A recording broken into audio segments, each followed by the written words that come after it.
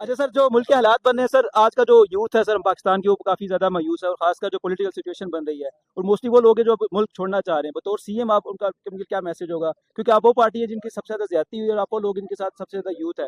तो इस तरह के लोगों के साथ इस यूथ के लिए सर आपका क्या मैसेज होगा? मैं यूथ से यही कहूंगा कि देखें, हमारी यूथ के साथ जो ये ज्यादती हो रही है, और हमारे आपको पता है 20 लाख हमारे लोग पाकिस्तान छोड़ के चले गए हैं।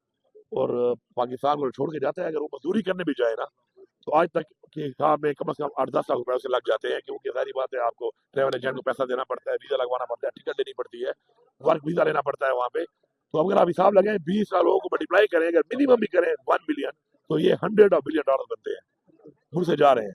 अपने यूथ के लिए हमने ये किया है कि हम उनको लोन दे रहे हैं, ताकि अपना कारोबार कर सके। वो 14 रुपए का हमारे प्रोजेक्ट शुरू है, जिसमें हमारे 5 लाख से लेके 1 करोड़ रुपए तक हम यूथ को लोन दे रहे हैं। तो मेरी यही गुजारिश है उनसे कि हम उनके लिए मजीद भी इंशाल्लाह अपॉर्चुनिटी पैदा करेंगे, और कोशिश करेंगे कि वो पाकिस्तान में ही अपने बच्चों के साथ, अपनी फैमिली के साथ, घर और साथ रहें यहाँ पर, और यहीं पे हम उनको कारोबार के मौके दें। सर दूसरा सर, जो वो यूथ जो इमरान खान के नारे के पीछे 9 मई को सर जो भी वाकया हुआ है, हमारी स्टेट अगर दहशतगर्दों को माफ कर सके, तो आपको नहीं लगता कि स्टेट को चाहिए कि जो लोग जेलों में हैं उनको आप एक एक किस्म का सिर्फ गाइड करके कि आप आइंदा आप इस तरह की हरकत ना करें, उनको माफ कर देना चाहिए?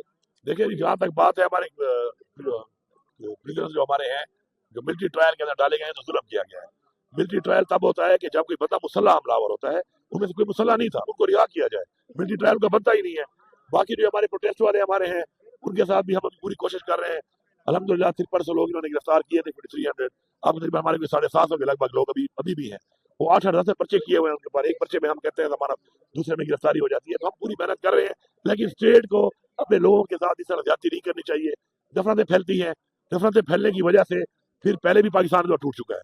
अब जो ये हुकूमत ये कर रही है और इदारे कर रहे हैं अपने लोगों के साथ, उससे नफरतें इतनी बढ़ रही हैं कि पाकिस्तान को नुकसान हो रहा है। तो इनको पाकिस्तान की सोच करनी चाहिए, अपनी अना का फसला बनाकर अपनी अना से निकलना पड़ेगा।